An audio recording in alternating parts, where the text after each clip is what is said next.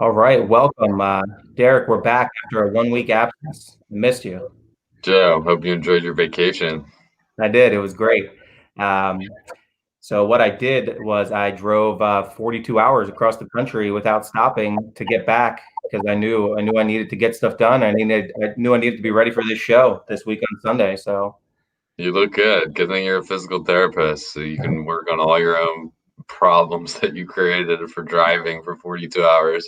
that's right, man. It's I can't even imagine it. I mean, a 42-hour, flight with a layover to me is just intense. Being in the car, whew.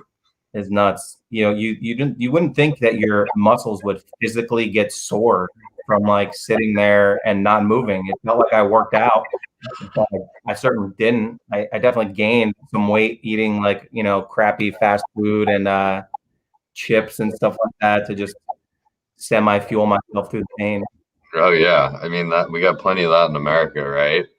Fast food at every stop, gas station filled with junk food. Yeah. Love it.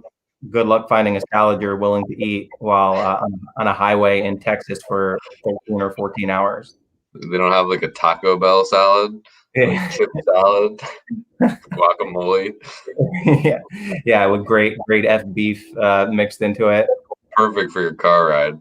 True. Yeah, exactly. Right. Wonderful way. Can't tell the difference driving through the oil fields anyway, right? Right, exactly.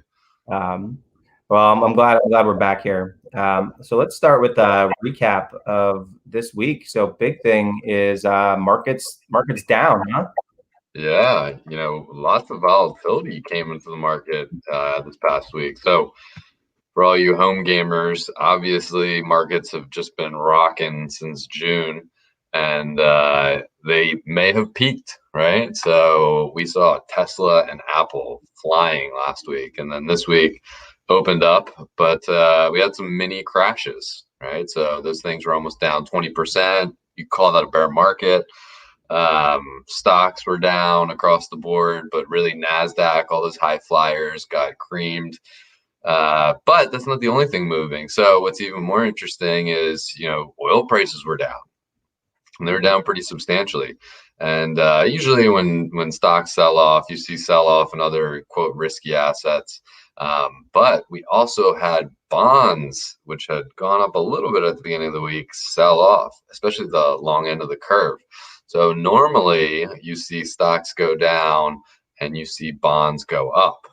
They trade inversely, right? So, we saw them trade down pretty substantially, especially on Friday. So that's a really interesting thing to keep an eye out for, because if we see stocks and bonds going down at the same time, that tends to just exacerbate a complete wipeout in the market because portfolios aren't balanced, right? You buy bonds generally so that they'll go up when your stocks are going down.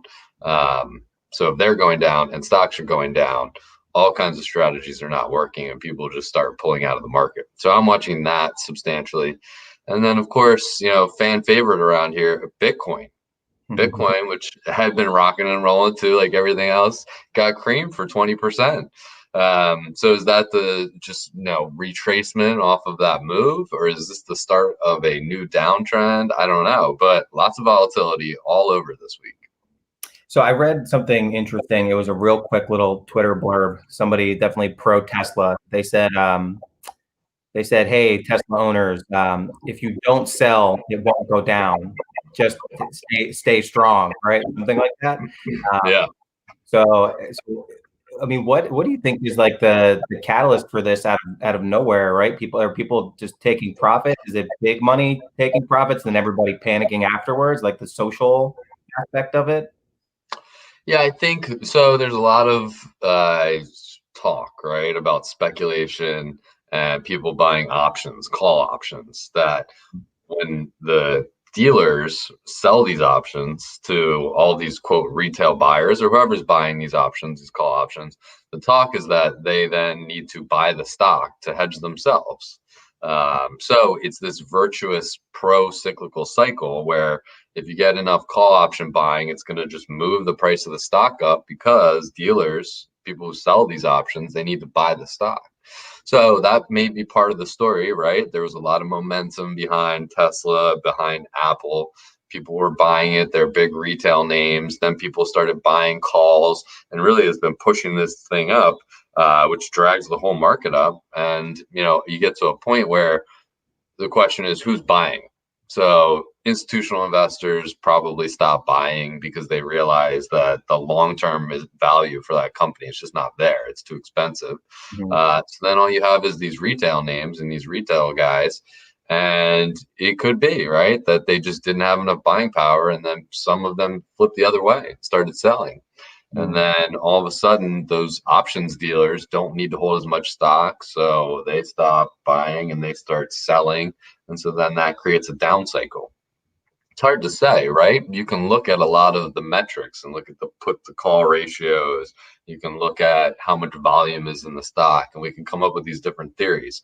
But at the end of the day, the important thing to remember is that when you get these strong momentum trends, right, you can have serious downside days, but they could continue up, right? There's a lot of momentum there.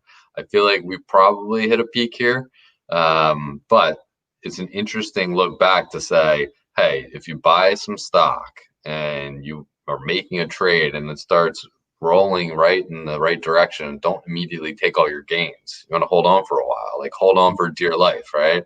And nobody ever knows where the top is, but I'm sure a lot of people have bought this stuff in March or April, and maybe they sold in June or July, and they thought, yeah, man, these things have ripped, I'm getting out.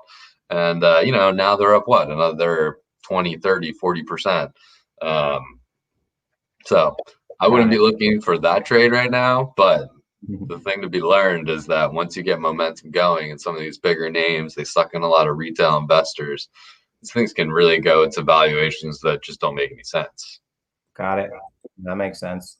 All right. Well, let's see what else is going on right now. Schools opening up in person. Most of the spot, it's different state by state, but I can tell you here in San Diego, schools were all online, and now they've given the green light, and they're starting to let kids in.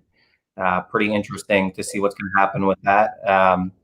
I think it ties into some of the stuff we're talking about in the sense of patterns, right? So there were these patterns and things, and the pattern so far has been things open up, boom, they shut back down again pretty quick. Then people prediction for the week. They open back up, boom, they close back down. Right. So, I mean, it's interesting. I know every school district's doing things differently. I think here there's some schools that are taking polls for families. Like, hey, will you send your kid to school? Should we broadcast it and have your kids come to school? I think it's interesting because it's the pattern thing I talked about to see how human behavior repeats itself. But also there's financial implications for people too, like not being able to send their kids to school. Sure. Oh my gosh.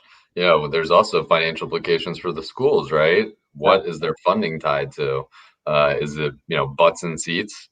And if it's not, is it some type of internet metric of, how many people are in the virtual classrooms for how many days?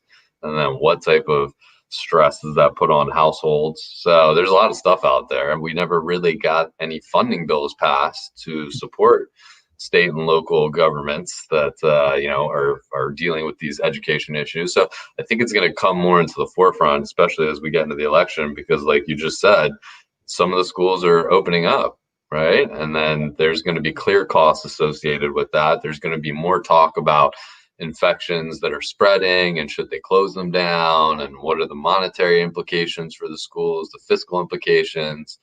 The one that's really interesting to me, aside from what we all think as basic education, K through 12, is the universities.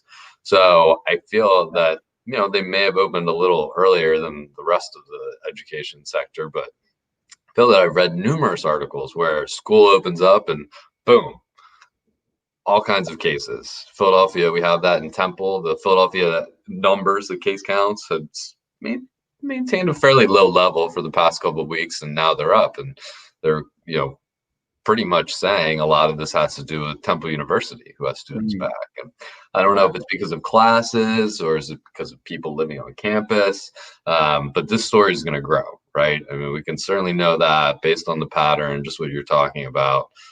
So it'll be interesting to see how it plays out politically.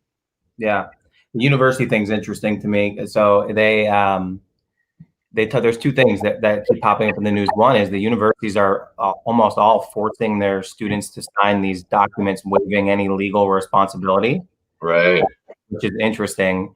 And then the other thing that they talk about is like students on campus.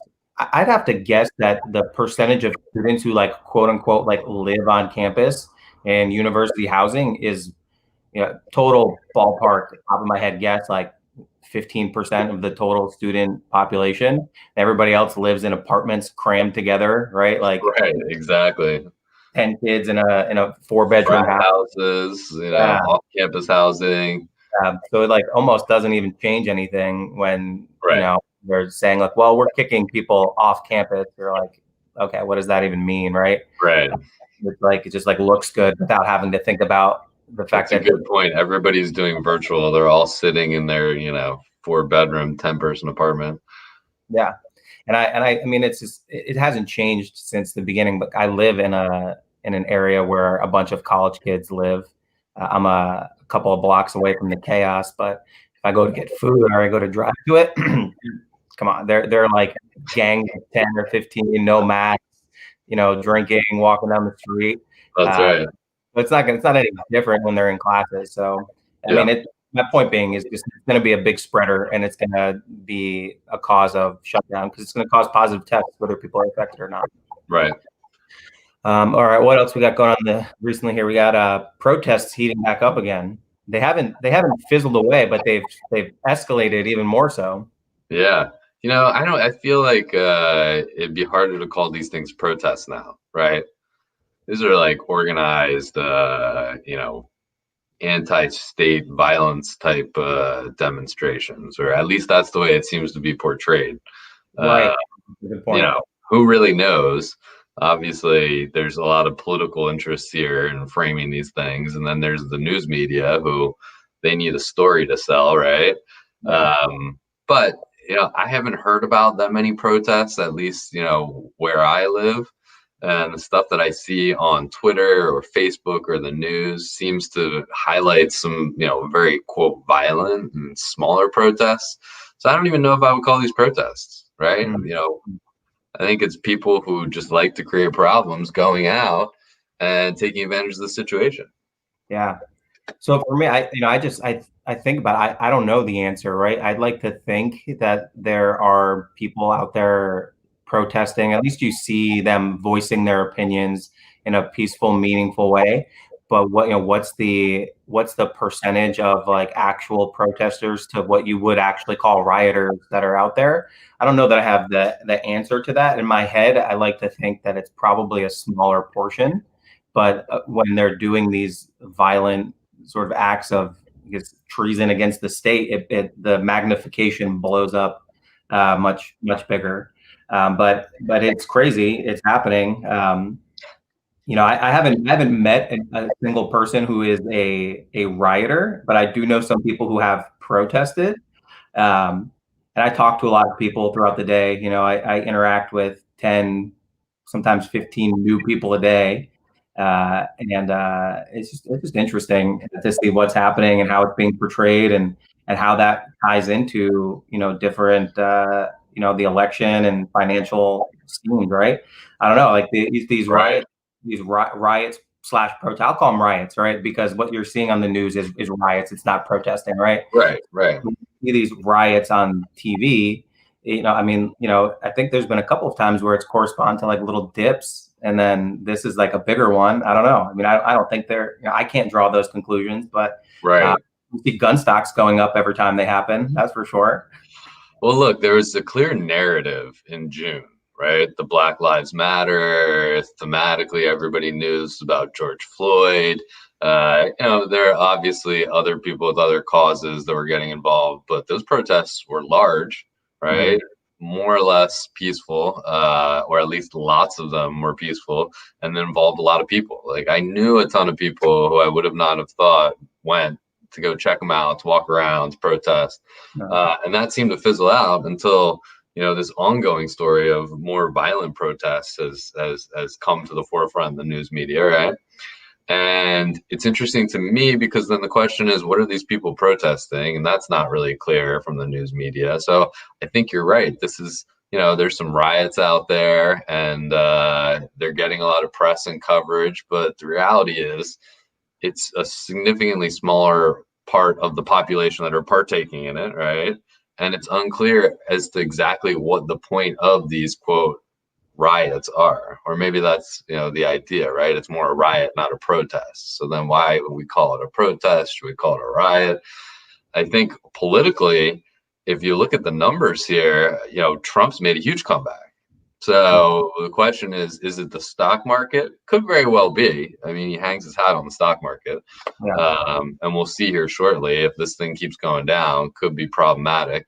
But the race tightened up, and it also could be the riots or the protests, right? People are looking at this, they're watching the news and thinking, the country's burning down, and he's got a tough line on it, and that's what the country needs, right? Or that's the perception, or that would be my question, right? The polling, the ability to poll and do it correctly, the right people hasn't changed. It's like that just doesn't happen in, of course, a couple of weeks. But narratives change, right? And so I think we're seeing a shifting narrative here. And the question is, is it a combination of the two? Is one stronger than the other? I mean, we've got less than 2 months. So this is really going to play out unless another narrative comes in. Right. Yeah. So I think this is interesting to talk about for a little bit, and then keep circling back into finance and economy, which is the point of this. But I think you kind of nailed something there where you said, the protests don't have a message based on what you're seeing in the news. And I think that's so true. And whenever they just show the clips and talk about the burning, right? And like it sort of lost the focus of like Black Lives Matter. If you do any sort of like deeper dives, or you get like on Twitter and you see some of these things, the message for the original form of the protest are still there, right? It's the inequality, okay, the police violence in disproportionate amounts to people of ethnic backgrounds versus white people. I think the thing that stands out the most is like I don't even know where some white kid took an automatic weapon and started mowing protesters down, and they got him in handcuffs, right? And like violently, and then there's like another video of a Black man getting shot in the back, right? So I think that's at the core of it, but it's the narrative that's getting pushed whichever direction, right? That's sort of tying these things, and with the Trump's numbers coming back. To me, it's pretty interesting because like he's like taking this hard stance, but like it's not changing. It's almost worsening. So like his stance is it's like, hey, I'm taking a hard stance, but you see more of it happening. And is that right? So like, what's the cause? What's the effect? Is he sort of being his own catalyst in this because that hard stance looks good whether anything changes or not, right? I don't know. I mean, it's fascinating to me, right? So you get a lot of commentary from the market pundits and strategists. And when the market was coming back in June, right? And everybody's looking at it and saying, wow, this thing's overvalued. It's crazy how the stock market's doing. What should be even more concerning to the market is the fact that Trump is going to lose. At that point, he was significantly down, right? And the concept would be probably Republicans lose the Senate. We got to wipe out, Democrats come in, and look, that's bad for business regulation. That's bad for taxes. That's the idea, right? Market strategists are saying we're looking at the stock market, and the stock market's not saying that. So what's going on here? And then all of a sudden, you could almost call them like apologists. They come out with a new narrative that is, Joe Biden will be good for the stock market, and so will the Democrats, because they're going to spend so much money. It's going to be more of this free money. That's what's propping it up. So that narrative has kind of gone away now, and it's back to Trump may win the election. Right. The poll numbers could be incorrect. The stock market is soaring. So it's just fascinating, right? This whole protest riot, that's part of the narrative. This may be, what's driving this thing. It just might be what I think a lot of times is it might be reflexivity, right? So George Soros, huge hedge fund guy, very successful. Everybody likes to talk about him, quote him. he supposedly has this theory of reflexivity that basically says, it's kind of like a virtuous and vicious cycle thing, right? If something is like, doing well, it's going to reflect on itself, right? And continue to push the thing to do well, or, whatever is going to happen from some event is going to reflect on itself, right? And be self-fulfilling almost. So, market goes up, Trump's odds go up, market goes up more, Trump's odds go up. So, and what's interesting is this obviously works in both directions. So going on to like a Malcolm Gladwell, right? The tipping point. Like, at what point does all this get priced in, and then boom, it actually goes the other way, but it tips too much, and then you just completely lose it. That could be what happened to the market this week, right? Yeah, makes sense. But chicken or the egg, who's doing the driving here? Is it Trump's polls numbers? Is it the actual, traders in the market? I don't know.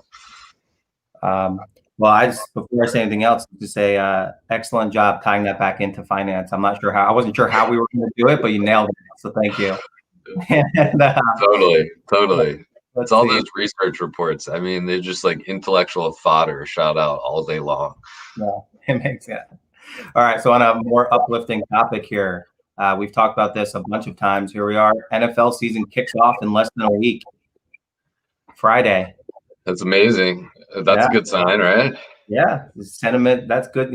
This is America. We need football. That's right. Whether like, fiscally or economically, probably doesn't do all that much, right? But like spiritually, this country needs it.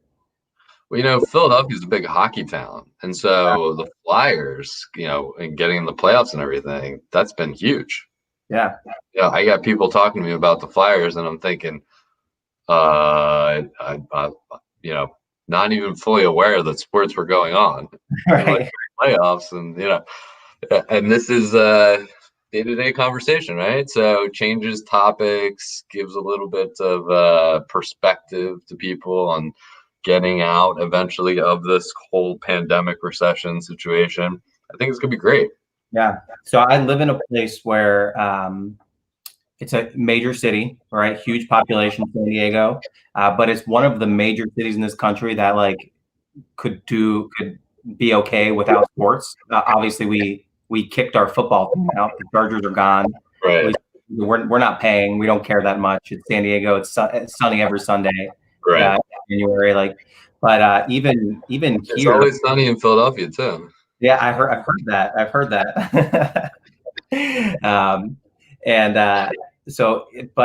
Even people here are like itching for sports. Like you kind of get the feel like, hey, like I need something. I need my fantasy football team, right? I gotta do something. I need it. It's the sentiment factor is huge. What's interesting is there are a couple of stadiums. The only one I can remember off the top of my head is in Texas. I'm not sure about the Houston, but Dallas, they're going to let fans in. Yeah. So I know like Philly's not, New York's not, most places aren't, but it's pretty interesting. They're going to let some fans in. I don't know what they're going to do, tape off some seats, stuff like that. I don't know. I wonder longer term, what's the impact on the franchise, right, of the NFL or the NBA or the NHL, in the sense that people enjoy going to these events. Yeah. Right. I mean, that's part of the experience. And so, there's going to be less people going, at least at first. But the experience is going to change. People getting together for a huge tailgate or 20 people at a house to watch a game. I'm speculating it could be more individualized. I'm sure the NFL is going to respond to this, or different marketing companies are going to try and like spin how Miller Lite's consumed, right? Or Doritos. People are going to come up with some interesting stuff. It could have a negative longer term effect on the franchises themselves, but it could create all these interesting new opportunities for them to grow, right? To get more into the house. I don't know. It makes me pivot to think what else were people doing? Esports. Oh, yeah. I kind of wonder, everybody's sitting at home for months. There's got to be a ton of people playing video games. We don't hear about it as much because obviously it hasn't grown to the stature of these professional sports. Not yet. But this is like a trend, right? And this is a great catalyst for it to say, hey, maybe you're not going to go back to 99% NFL. Maybe you're 15, 20%. I don't even know what these are, like internet sport, whatever. Dude. So I think thinking, bigger picture in terms of the themes and some catalysts, that I would be looking at, quote, alternative sports. I'd kind of want to short all the big guys in some way, or look to new growth strategies for them and buy those companies that are helping out with that, and then go along some of these more oddball things. I mean, not to call the internet gamers oddballs, but I don't see it on the front page of the USA Today or Wall Street Journal. These guys are hardcore athletes, Derek. I mean, if they're in the sports section of like USA Today, then we'll know, right? But we want to get ahead of that headline. Yeah, because that's when those things will really start popping. It's man, you're talking right up my alley. I used to play a lot of video games, stopped when I needed to, like run my life.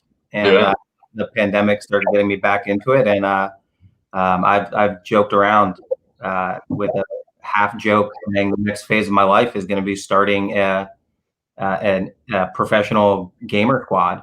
All right. We're gonna. I don't even know what that means, but I think those are some key words there. The other thing I'm thinking of too, and it just pops in my head, and these are things we've talked about before, just in life. But what I'm excited to see 20 years from now, will you be able to sit at home or go to maybe like an Eagles bar and put on your AR headset and be, 50-yard line with your friend next to you, feeling the cold wind, right? Yeah. Like in the comfort of your home, really from your home, right? Like without a doubt. What is it? Is it Ready Player One or OK Player One? Yeah. That's it. That is the future. I saw that movie and thought, wow, that's definitely 10 years away, max. That's what I'm thinking too. And man, you'd be able to go and who knows, right? You'd be able to go in the old prison that used to be below the Eagle Stadium from all the convicts that go to those games. Yep, that's something interesting. All right, let's move on here. That's a good recap for the week. Let's do financial terms explained. We've got dollar cost averaging this week.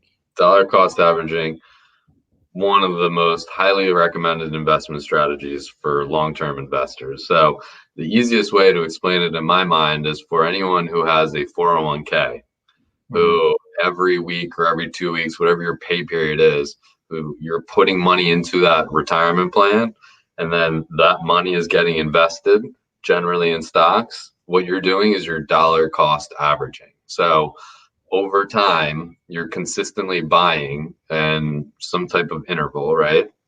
And you get the average price over, whatever it is, a year, 2 years, 5 years. So your cost at some points, right, could be significantly higher if the market's up, or it could be significantly lower if the market's down. But the idea is you just get the average price at what that market traded at over this time period. And it's phenomenal as an investment strategy because for investors, we're always trying to, quote, buy the bottom, right, or sell the top. And it's extremely difficult to do. We talk about it on the show. I think the market's going to go down. I think the market's going to go up. On all of that short-term, quote, speculative trading, it's near impossible to do well, and not a strategy that you generally want to pursue, right? If you know that it's very difficult to do. So what's a strategy that's easy to execute? Get the average price, right? Don't buy accidentally too high or sell too low. So you dollar cost average in. And that's the idea, right? For longer term investments, you're trying to accumulate assets for retirement. But you can use that same concept though when you are trading, right? You're doing swing trading, you're holding these things for a couple weeks. You might buy on a Monday, a Wednesday, and a Friday. Something like that, right? Don't just like literally put all your money into the trade at once. You could, quote, leg into it. Got it. All right. So for longer term investments, basically you identify a company that you like, you think they're a good company, they're going to grow, they're going to make you money. So you just, instead of saying, okay, I've got $10,000, boom, and buy it all right now, split it up over, the year, and just regularly buy it at regular intervals. And the odds are you're going to get some kind of an average. And so it's not going to make a difference, right? So you do better odds of winning, basically, right? Right. Better odds of not buying, quote, the market top. Right. Everybody wants to buy the bottom, but it's very difficult. And the point is, in order to kind of mitigate that risk that you're buying it too high, you just spread your buying out over time. Yeah. So this is something, it's interesting. I said this to somebody I said this at least 5 times this week, including like an online post I gave somebody about some like physical therapy health tip. I laid out all the advice for them. And then I always quote it at the end with, this is the boring advice. This is boring advice. But guess what? It works. Right. And you're going to have results. And it sounds to me like in a world right now where people are expecting 100%, 200% returns quickly, Right. that dollar cost averaging is like super boring. Right. But for me, if it works, who cares, right? You just, at the end of the day, like if you're a boring winner, you're still a winner, right? Yeah. Look, and the concept is, hey, you wanna grow your wealth, right? You want to invest and make money over the long run. The question is, what's the way that you can do that with the highest probability of success, meaning that you grow your wealth, not necessarily that you make the most money or you do it as quickly as possible. It's basically trying to dumb it down so you just get exposure to the market and you grow with it over time. And then you're buying at intervals so that you don't happen to get exposure all at once at the peak of a market. There's an amazing report that was put out. It's like 10 years old now, called a Dalbar report. And it's about investors. And I can't even remember what the numbers were, but the concept is they looked at thousands of different investor portfolios, investors that were doing their, do it yourself, doing their own portfolios, and then investors who had financial advisors. And then they compared those portfolios, those investments, to what the market returned. All right. So the market averaged over this 20-year period, I think it's something like 10%, right? Now, if you had a financial advisor, you averaged 5%. Wow. So you're paying this guy to manage your money, right? The market, if you had just bought the market, that's it, and held it for 20 years, you would have gotten 10%. With your financial advisor, you got 5%. And so you literally missed half all the gains, by going with the financial advisor. And then, it's even more fascinating. The do-it-yourself guys, I think they average like 2%, right? So it's like, the market literally gave 10% if you just bought this index fund and held it for 20 years. But the guys who are trying to, do their own investments, they missed out on 80% of those returns. 2%, you could have kept it in the bank, right? Yeah. The advisor, you still missed 50% of the market returns, but at least you're doing significantly better than doing it yourself. But the concept is, look, it's all about long-term. You buy, you hold it, you try and hedge your risk of getting it at the wrong time. You do some dollar cost averaging. It's very boring, plain vanilla. It's not that rags to riches story. It's not that, hey, I did all these options trades and I 10x my account, right? It's you want to build wealth and make money for the long run. These really simple, boring concepts. I'm sure it's the same in exercise, in physical therapy, but there really isn't any get rich quick. And if you did get rich quick, you're probably going to lose that money, unfortunately. Yeah. It's the same. There's no magic pill, right? There's no magic bullet. For 99% of the things you're doing, right? Occasionally there's that 1%. But that's great. I love it. Thanks for. That doesn't mean that you can't just take a large portion of your portfolio, no more than 10, 15%, just speculate with it for the fun of it. And who knows, maybe you do get lucky. Yeah, no, that makes sense. Buy some Bitcoin, put a little bit aside for crypto, right? Totally. 100 bagger. I think that's what people are out there calling for. Yeah. All right. So we'll go next to the, let me hold on. Let me pull this up to the live stock pick analysis. If anybody, we've got some people watching. If you've got some questions, post them. We'll interrupt what I'm doing here, and we'll go to you, because I've been stay on theme here, pretty boring with my picks lately, and for a good reason. Let me get some stuff up here, and then let me share my screen. I've been pretty boring, so I've got some of the same players that we've had up here, just with some new takes. So let me pull it up. Let's get the whole screen shared. Let's confirm. Ooh, can you see it, Derek? Not the pick. I got more of the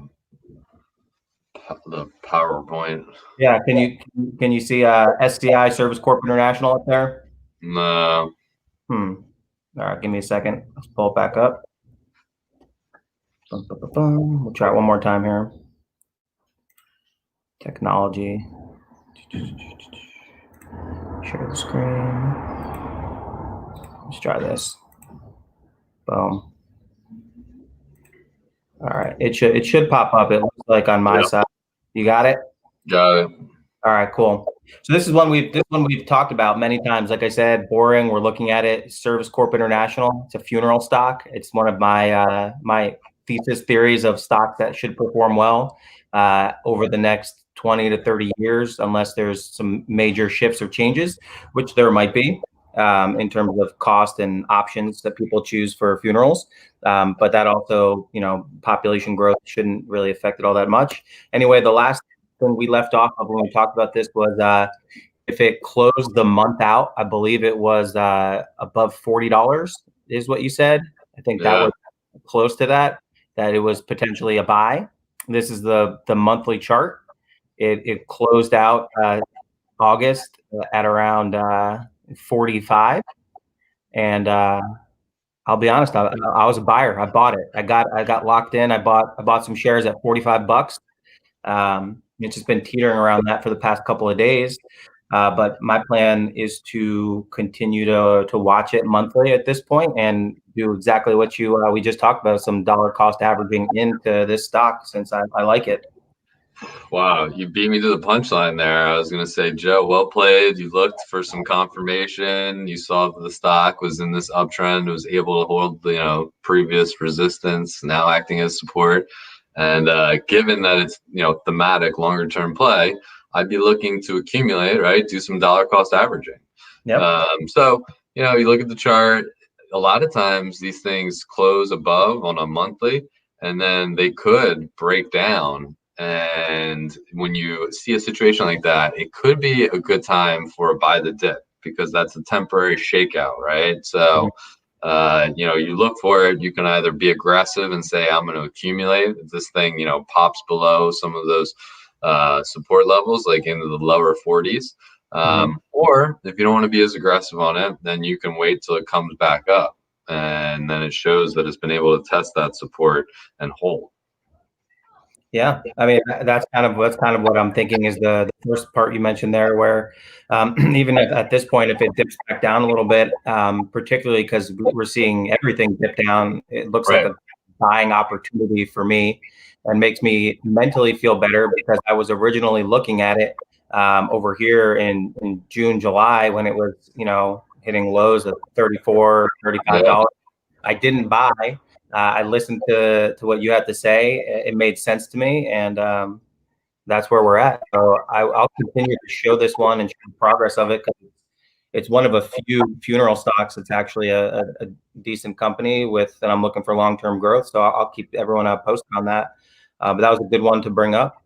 Let me know if anyone posts anything in the chat. I can only see my screen right now.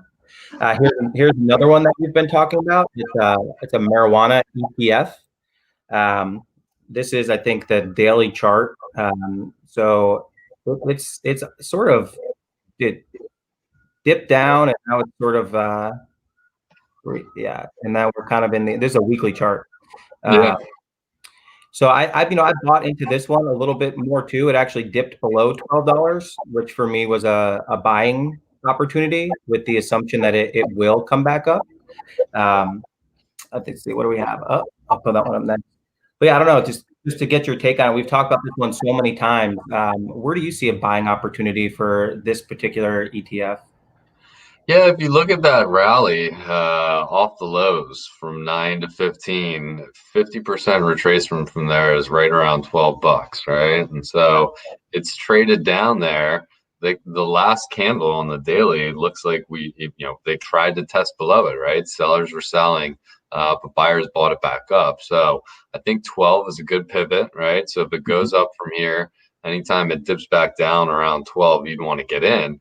I think that going forward, if you're looking at it and it goes below 12, you might be thinking this could potentially be testing the lows again and look for a double bottom, right? So wait until it gets below 10, closer to that $9 level. And then that would be a fantastic point, looking for a hopeful double bottom here, right? And then a new longer uptrend.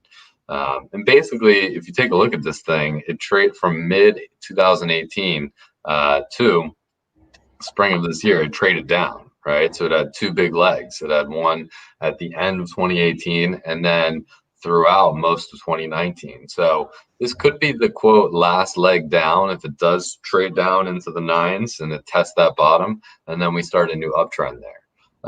So if this thing's going up, you wait. If it retests around 12, you buy. If this thing's going down, right, breaks down under 12, could test 11, but I would think that it might go lower, and I'd be really looking to accumulate it around 9.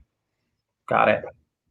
Yeah, that makes sense. So my plan and my theme, and you'll see the reason I brought up the financial term of the day is 12 was the number I was looking at as well, and I do now plan on dollar cost averaging in, particularly if it drops. If it jumps up, I'm not so sure what I'm going to do in terms of growing, but I think you're right. If it moves down toward that 9, that's going to be a huge buying opportunity for me here.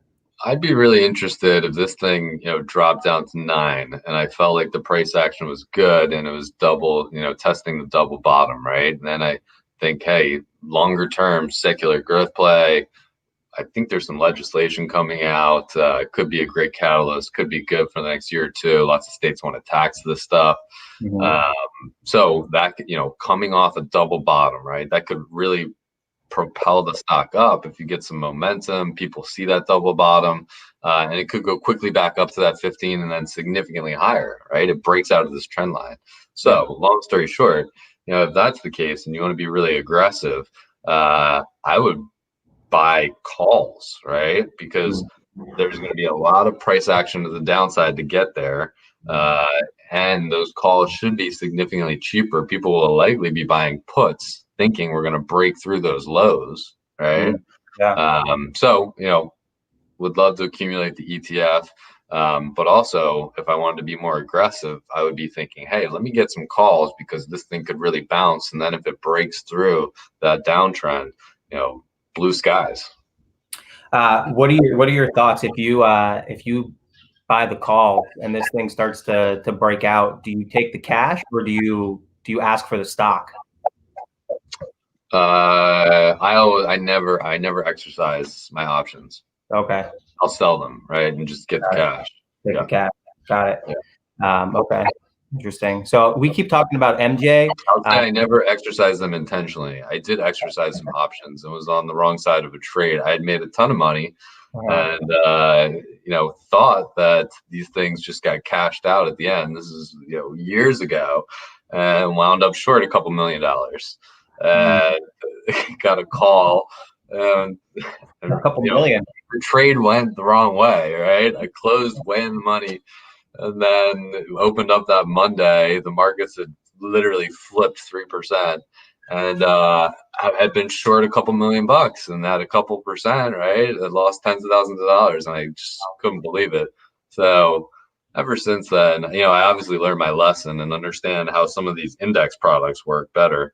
But, I'm way more cognizant of what's happening with those positions. I suggest for anybody else out there, trading options, you'd be very wary of letting things get exercised. It's funny you say that because I feel like I've heard this story and I've been paying close attention, and I've actually not on that kind of scale, but made the same mistake by letting a option expire and thus exercise on Friday. And this one happened because I was driving across the country and didn't have a time, space, or reality anymore. Right. And when I actually got back on the internet to check it, I thought it was still Friday and I was gonna close it out, sell it, and realized, oh crap, it's Saturday morning. And I was like, oh, I'm screwed on this one. It actually didn't hurt me. I made a little bit of money on it, but in the long run, it was a stock I wanted to actually hold on to. I didn't want to sell the underlying asset, but I did, and now I'm losing. I've lost money essentially, but yeah, so I made a mistake too. But I now know, even when traveling across time zones, to pay attention. Right. But so we keep things. Yeah. We keep talking about MJ. So I follow, because I think there's growth in the marijuana industry. I follow this New Cannabis Ventures website. Take it with a grain of salt. But they mentioned these other cannabis indexes. Interestingly, I looked a couple of them up. I don't know if any of them are traded on like the New York Stock Exchange. I can't find their tickers, but they're there if somebody wants to look at them. And then they gave some interesting insight, something I didn't think about. In my head, I'm just thinking, yeah, like if the Democrats win, or eventually when the Democrat gets elected, federally marijuana is going to be legal. They're actually saying that there's more growth opportunity if it doesn't become federally legal, because there's all these weird things that can happen with regulation that could actually not make them as valuable, which I thought was fascinating. Right. So the big things that we really want to see are the financial components. So like banks being able to do business with them, the biggest thing. But like federal legalization could cause some weird problems. Apparently, like getting rid of dispensaries and moving marijuana to like pharmacies. So some different like interesting things that could happen. So it looks like the lobbying effort is to keep it like a state by state issue, with keeping the feds like just say, hey, like hands off, Yeah, so this is a good example of changes in the regulatory landscape, and there's going to be a lot of winners and losers. So current viable business models could just completely get upended, and the stocks that you bought, even if they're in an ETF, those could be the big companies that had a business model or a plan that was working. MJ, a lot of money went into certain stocks, Tilray, right? Everybody knows that name. But a lot of other ones that pushed it up to be a larger percentage of that ETF. So it's an interesting concept that, hey, you're trying to get exposure to marijuana, but half the stocks in there, maybe they're, not really going to be the viable businesses that you think they are. And you really want to own only half of them. So you're going to go a little deeper, peel back the onion. It may make more sense for, individual investors who are watching this space to buy a basket of stocks. Yeah. Right. Take a look at them, read through one or two of these reports and think about, is there a financial issue here, a distribution issue? Read a little bit of the research, right? Yeah. And you may do better picking some individual names than going with MJ or two-part strategy. Half the money into something like an MJ, and then the other half split over 5 or 10 stocks, that have not done as well or not as large, but you think could really benefit. Yeah, it makes sense. I love that advice. It's definitely something to dig into. All right, let's see what we have next. So this one, another one, it's one we've talked about a few times. I think we can go through this one pretty quickly, but this is a gold mining stock.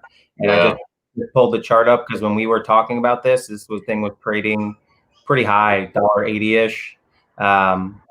Huge gap, dropped down 60 cents, kind of working its way back up to $1. I've purchased some of this cost dollar averaging in, so I've got it at around like 95 cents a share, not a ton of it, but enough because I think it's, we've talked about it. It's an interesting one, and it was cheap enough that like, who cares, throw a little bit of money at it. But interesting to see, and just wanted to pull it up to chat about it a little bit more.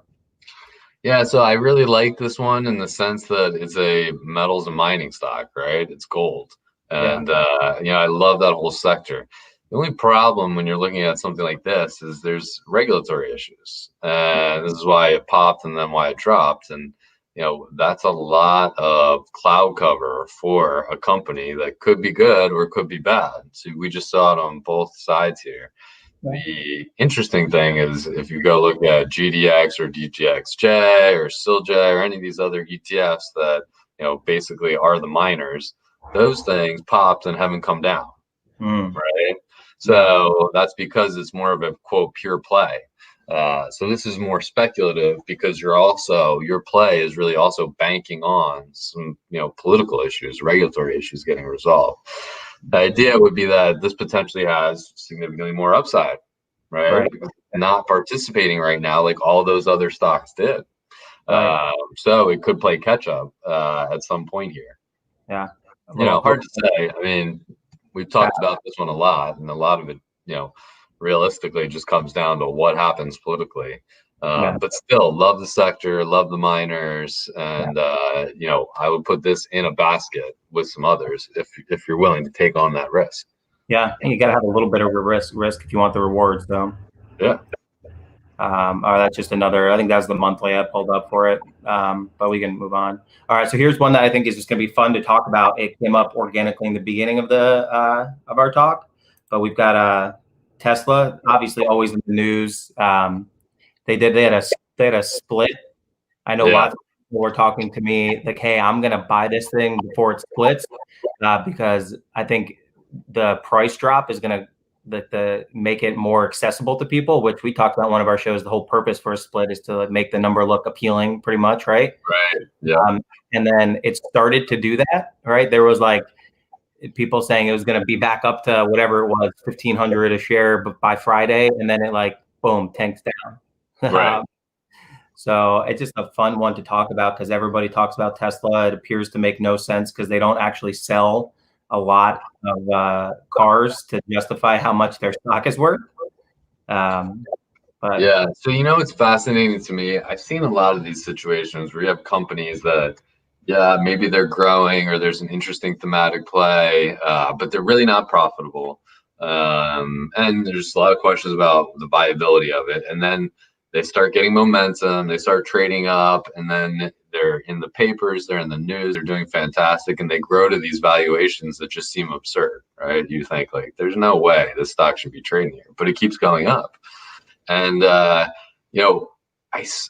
have to say, I feel like over, my 20 years of trading, I've seen it happen so many times, I can't even count, where something like a stock like this goes up 10x from its low, right?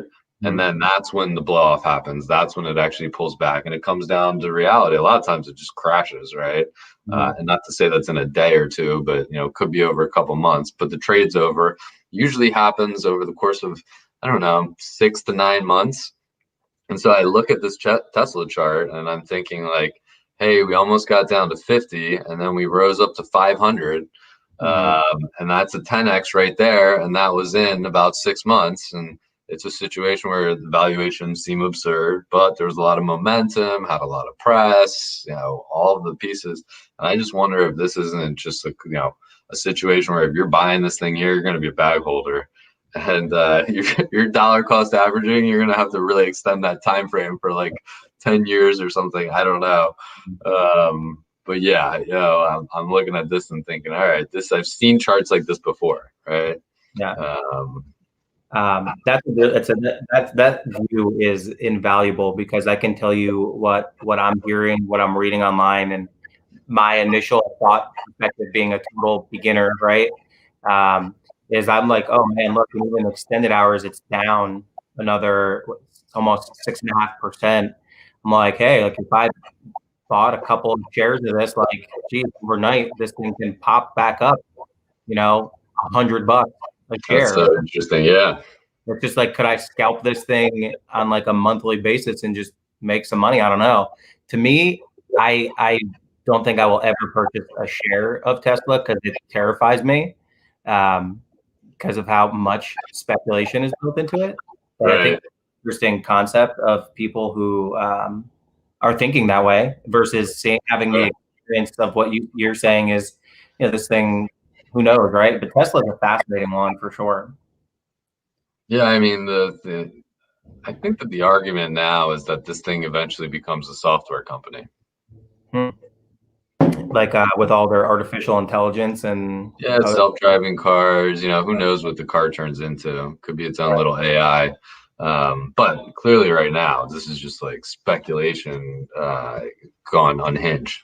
And it's fascinating to hear you say that because I think you're right. I think a lot of people see these things and they think, oh, good company, big name, it moves 10% and it keeps going up. It's down 5-10%. I should buy this, right? Yeah. Yeah. And that works great while it's trending up and you get momentum. The only problem is when these things get their blow offs, right? They fly up and then all of a sudden they come down, but they don't go back up. And then you just keep trapping all of these people who are long, who are waiting for a better price to liquidate. And then the mentality turns and says, oh, I wasn't able to get out. Oh, I'm going to sell on the next bounce, And then it just beats the stock all the way back down until you get real buyers coming in for value. Because right now, what you were saying was literally the strategy of a quote momentum buyer. Yeah. So it's you touched on something interesting, and I don't know it to the T, but there's a gambling strategy like playing blackjack or whatever. It's progressive gambling, right? So you start with $5 bet, and if you win, then you make it a $10 bet, and then if you win, then you make it a $20 bet, and then if you win, you make it a $25 bet. But a mistake I think people make is at some point you've got to reset and go back down to that $5 bet. Otherwise, you lose everything you made. And so while this is trending up like that, okay, it dips, buy it, works. But if you're putting all of it back down on it again, like you don't know what you're doing in the long run, like you get burned pretty bad. So it's just interesting. But all right, let me get out of like the martingale strategy. Oh, what's in that? The opposite direction. Okay. It's basically the double down when you lose, right? Right. Yeah, exactly. You're just taking the opposite time series. Right. All right, let's move on to one of my favorite features here, headlines of the week. This is where Derek and I pull up random headlines that come from wherever into my life, and then we talk about how our perspectives are and how they affect us. Oh, we got a question here. Yes, Rupert, you can ask a question. Let's see. Yeah, let's get this question in before we go.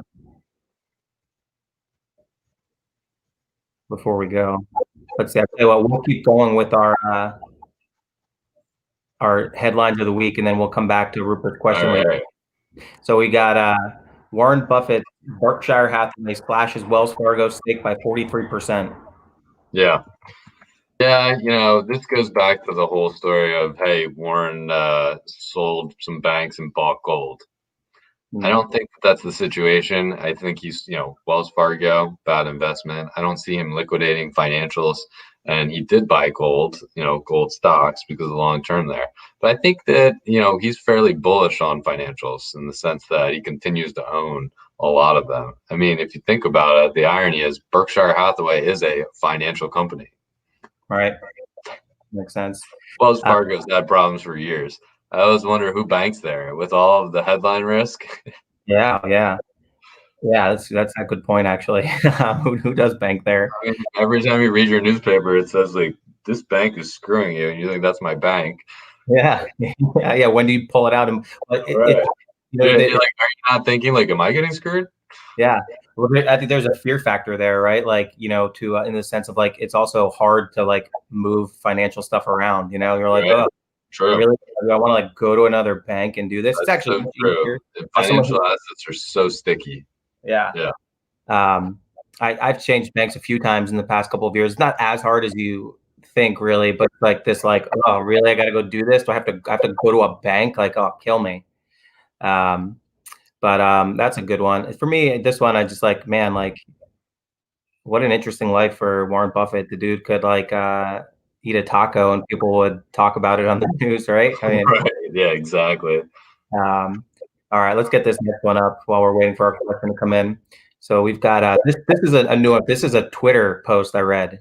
It's be careful holding gold and silver ETF. Remember last time we had a correction in March. They dumped gold and silver hard. Those are, I believe, the underlying the ETFs. For some reason, it's correlating with stocks on a sell-off. What are your thoughts there? Yeah, so silver trades with a good correlation to stocks. So, these guys got liquidated. A lot of times when the markets sell off, people get margin calls. They're going to have to sell all kinds of stuff, right? So bonds could go down, gold miners could go down, silver miners could go down, the physical could go down.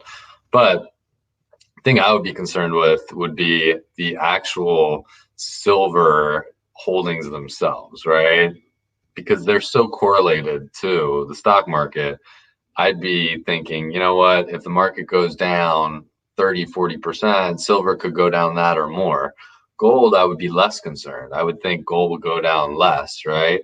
Or it could go down, with the market, but not really a concern of mine, right? The actual ETFs of gold and silver in a market sell-off, because ultimately you're not really concerned about holding them for diversification. From my perspective, you're concerned about holding them for the long run, which is as a hedge against the inflation that's coming, as a hedge against the fact that they seem to be undervalued relative to all the money printing out there. That's how I would view it. And I would basically say to myself, you know what? These things could get liquidated if the market's down, and I want to have some cash, and I'm going to be in this really interesting situation where I'm trying to figure out, should I be buying the market or should I be buying the gold and silver? Got it. Yeah, for me, I was like, I read the "Be Careful" always draws me in, and then I got sucked in because we've been talking about gold and silver for a while here, but I didn't really have a reaction except for, I wonder what Derek thinks about this. So, That's a really long headline. yeah, yeah. All right, let's see. I got another one here. We've got Portland police declare riot on 100th straight night of protests as fire bombs hurled at officers. Yeah, I guess when I see it and it says 100 straight night of protests as firebombs for other officers, I just wondered, is this the first time they fired through firebombs? And why wouldn't you call it a riot?